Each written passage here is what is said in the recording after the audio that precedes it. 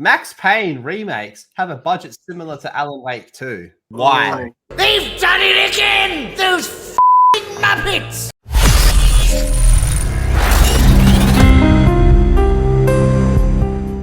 I didn't like the way the show started.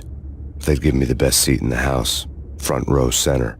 So in a new financial release, Remedy confirmed that Max Payne 1 and 2 remakes are enabled by a similar development budget as Alan Wake 2. What's going on here then? The release also states that the team made considerable progress throughout the year, so the remakes still appear to be on track. This lines up with previous reports. So Remedy added that alongside other titles, Max Payne 1 and 2 remakes will advance to the next stages of development during the first half of 2024. So Remedy could confirm more release information sometime soon. Surprisingly, Remedy Entertainment's revenue fell by 22.2% in 2003. This is quickly becoming a shit show. Alan Wake 2 released in October 2023 to rave reviews and was reportedly Remedy's fastest selling game to date. But they still lost over 20% of their revenue. These games are too fucking expensive.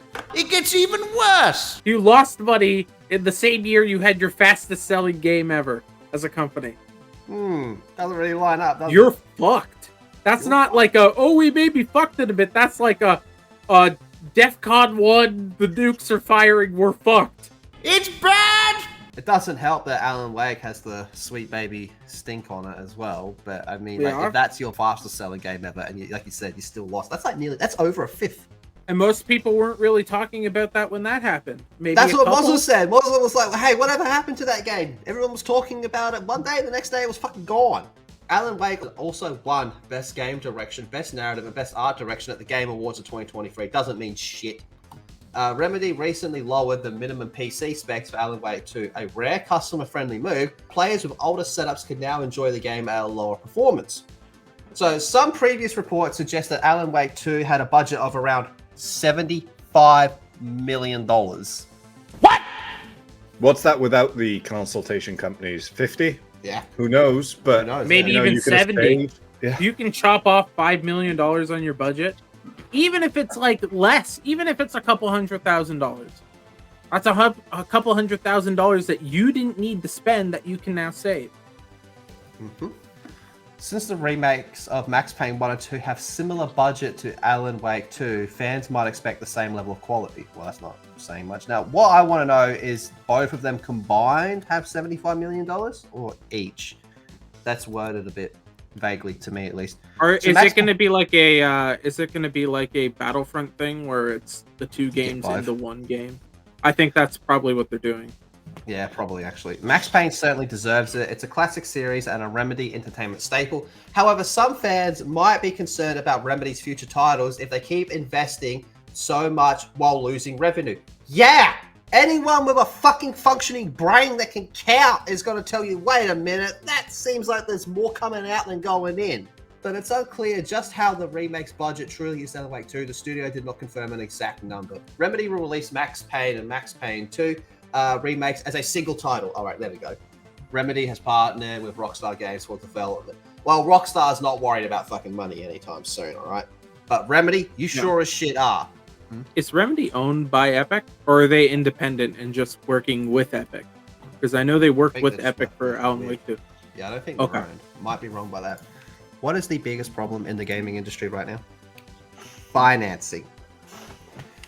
And what seems to be the problem with everything we just went through with this? Costs too much money! You're spending all me money! If I make $50, but then in order to make this $50, I had to spend $55, I'm down $5. Who are you? Who are so wise? Crumple it up, throw it away. It doesn't fucking matter. Because now I owe $5. With a company, you can get away with that because you're a big company. So you have more things that banks are willing to... You have more assets that the banks can then sell if you fail. So the banks are like, well, we'll give them the money. Best case scenario, they pay the money back. Worst case scenario, they don't pay the money back and we just take the assets and split them up. So what's going to happen here is either they're going to lower their costs, start paying off their debts, get themselves to a good place, maybe even a really good place. They can start hiring people, expanding a little bit. You don't want rapid expansion because then that becomes a problem. That's something fast food restaurant chains figured out in the fucking 60s. Rapid expansion. Somehow the video game industry has learned nothing from that, even though you would think they would understand how business works at the very least. But what if you spend $45 and you make $50?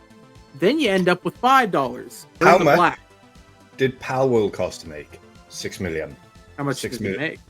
How much did it make? Probably a fuck ton. Yeah. Fuck How lot much more is it than going to 6 million. continue to make once all the updates and shit come out? Road to Vosk. One guy making this quality of game. And the demo runs well. I And the ran it demo on my runs PC. It well. runs. It's just a demo. To be fair, I wouldn't be willing to pre-order it, especially not if it's a one-guy dev team.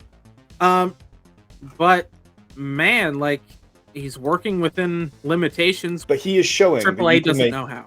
You could make a full game, and at this level, it looks to be like AAA standard when it comes out in a full release at that level, as a one-man band. So why are these developers making kind of shittier looking games for hundreds of millions, tens of millions of dollars? Where is that money going?